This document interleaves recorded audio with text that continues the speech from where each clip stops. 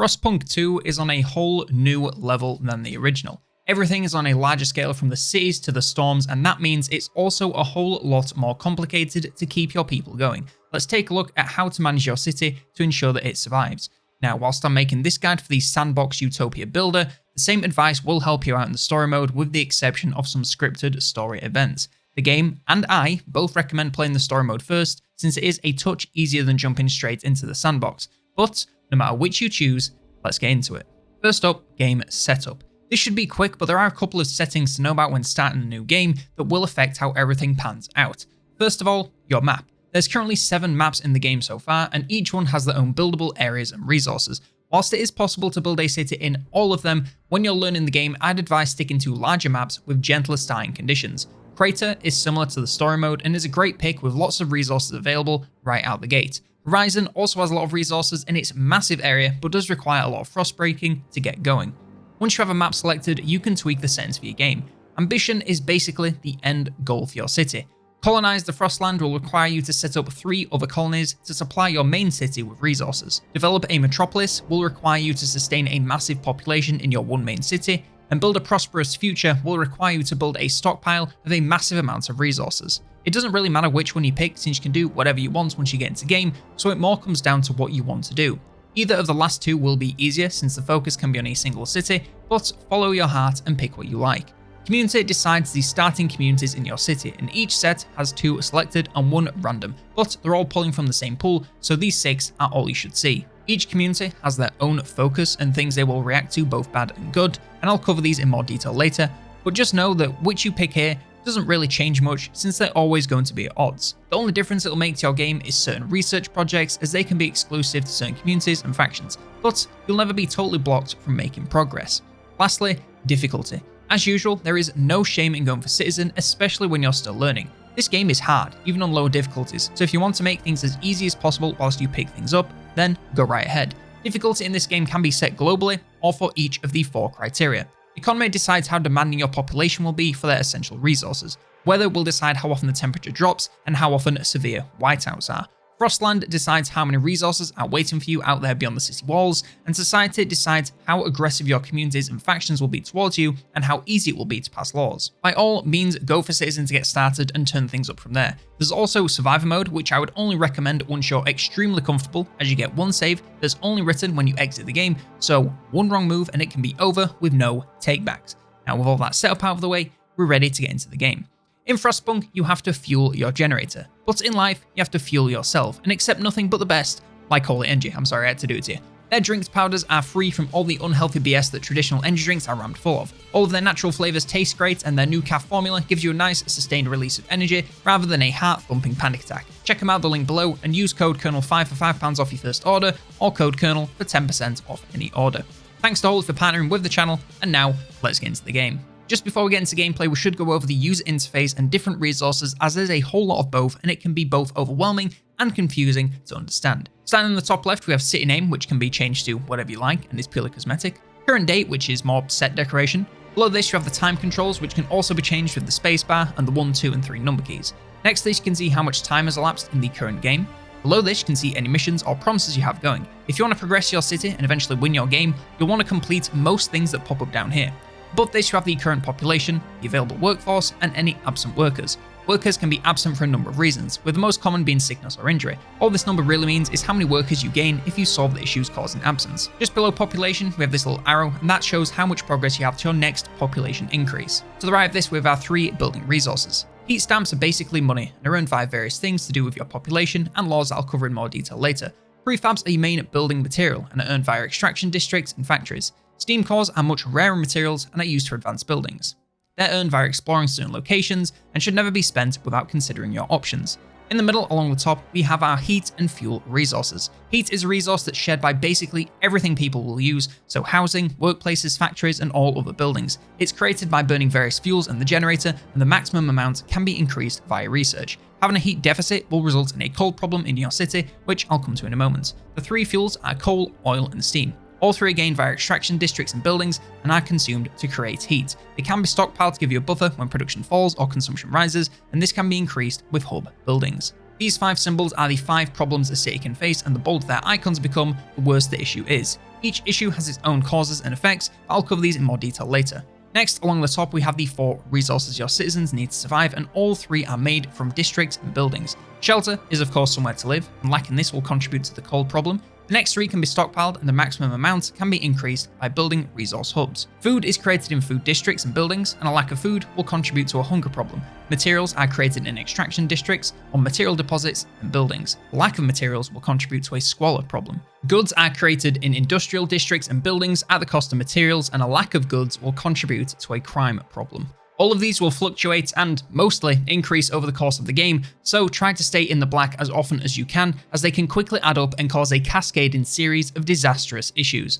Along the top right, we have guard squads. These are essentially the police of the game, and the amount can be increased via buildings. They're not necessary for a city to run, but should things get a little bit out of hand, they can be brought in to keep the peace and deal with troublemakers.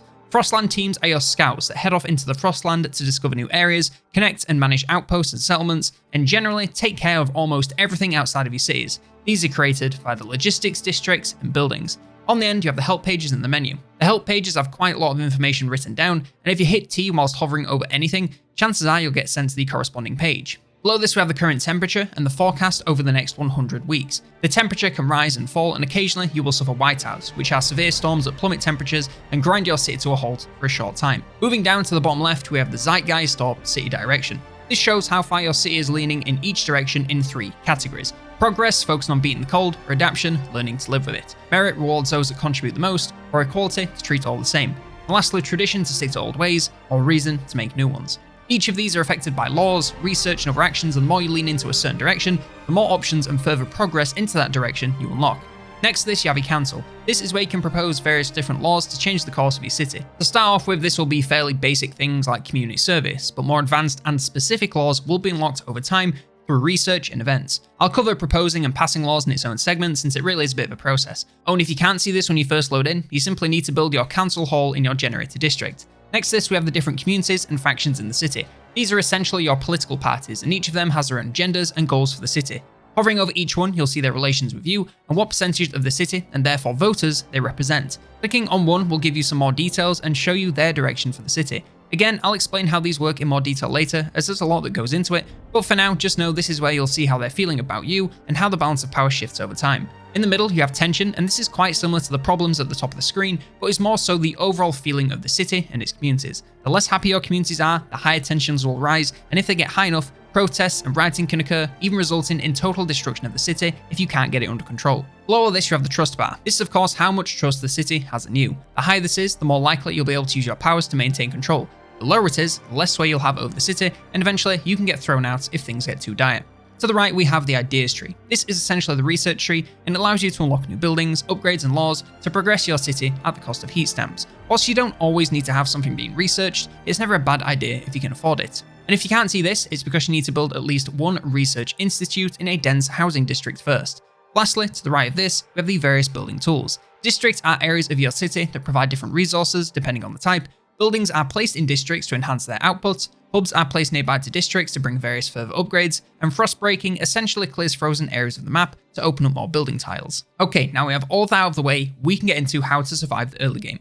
Once you load into the game, you'll have your generate district, some starting resources, and not much else. You want to get to work immediately, addressing each of the issues that are the most pressing to your city. I'd advise building housing districts first to keep people healthy and warm, and crowd these together close to the generator to save on heat consumption. Each district provides 20 housing at base and 5 more for each of the 2 expansion upgrades, so only build as many as you need to conserve resources. Next, you want to secure some fuel income, as that starting stockpile will not last you very long. If you need to, frost break some coal and build an extraction district as soon as possible to get yourself stockpiling and warm. At this time, you can probably slow down to build the council hall and research institute to start making some progress with laws and technology. What choices are best really does depend on what exactly your goals are and what's going on in your city. But some safe early bets are city development effort to get some constant prefabs income for continual expansion, and housing installation to make houses warmer with no downsides. The next issues are the 3 remaining citizen resources, and they all feed into each other, so there's no real priority here.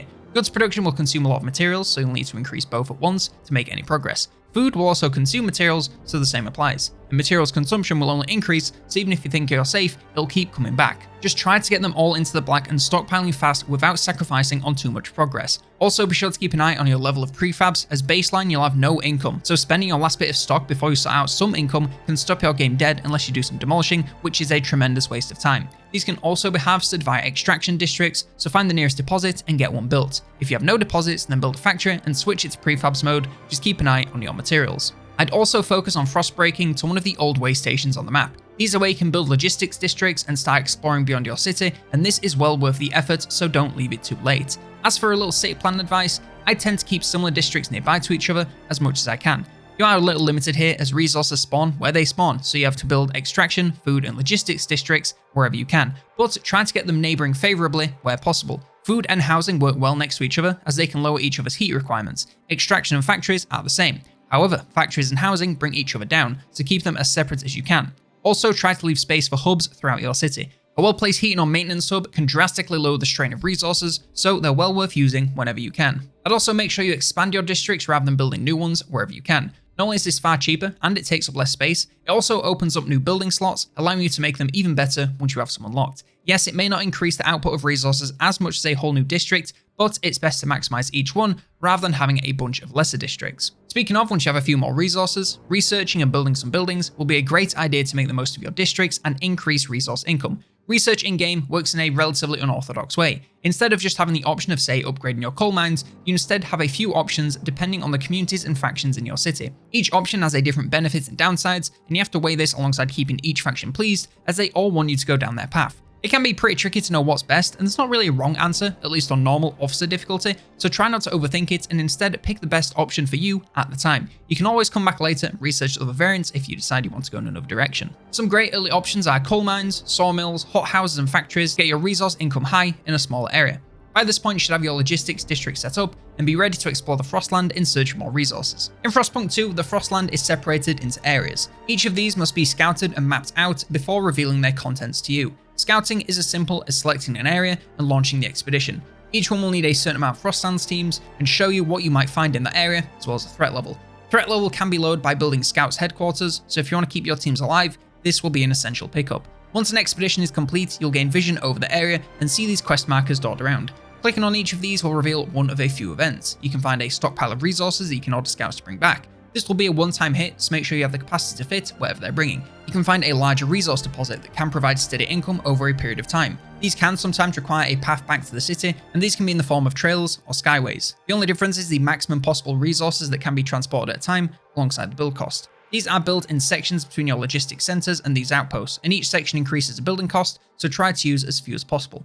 Once completed, you can switch these outposts on and off at will if you no longer need the income or simply want your Frostlands teams back. You can find colonies. These are other settlements that you can build up alongside your main city and trade resources back and forth to keep both going strong. These also require a connection to your main city and can trade resources and workforce back and forth depending on your needs. These are normally smaller in size but function pretty much exactly the same as your main city, so the same advice for building them up applies, with the only real change being you're trying to satisfy the needs of two places at once. You can also find other smaller settlements with people living there, and these can offer you all kinds of bonuses. Some will trade resources, others will provide constant bonuses to your city once you complete some tasks for them. The further afield you explore, the more dangerous it'll become and the more Frostlands teams you'll need, so be sure to keep expanding and upgrading your logistics districts so you can make the most of everything out there. Also be aware that during a whiteout, trade, exploration, basically everything else that has to do with the Frostland can come to a halt, so make sure you build plenty of storage hubs so you can survive each storm without outside help. Alongside the ever-increasing threat of the weather, you'll also need to manage each of the factions and communities in your cities. The longer the game goes on, the more likely it is that factions will form in your city and start causing you problems. The factions formed will depend on your starting communities, taking one or more of their focuses as their own. The focus for each starting community are as follows: foragers like adaptation, machinists like progress, thinkers like reason, lords like tradition, labourers like equality, merchants like merit. These factions will be fairly random based on the communities in your city, so whilst you may see the same one multiple times, it's hard to predict when they'll arrive and who they'll be. Initially, they'll simply be unhappy if you don't steer the city in their chosen direction, but eventually they'll start to really cause problems with protesting, shutting down entire districts until you find a way to placate them, and even civil wars resulting in mass disruption, damage and death. The main warning sign to look out for is fervor. This is a measure of just how many people in that faction are considering radical action to get their way, so once it starts to rise, you've likely got a protest on the horizon. Keeping this low can only really be done sustainably by maintaining strong relations, but this can be challenging if you want to steer the city in one direction but they support the other. Alternatively, you can build prisons and lock up the faction leaders, but this obviously doesn't go down too well for everyone on the outside. High fervor also contributes to high tension, which can quickly send the city spiraling out of control. Inversely, if you foster very high relations with a faction, they'll instead hold rallies, which you can utilize to aid your city with more workers, income, and resources should you desire to. You can even unlock special abilities once your relations are high enough, so it's well worth befriending at least one faction to add every possible tool to your arsenal against the elements.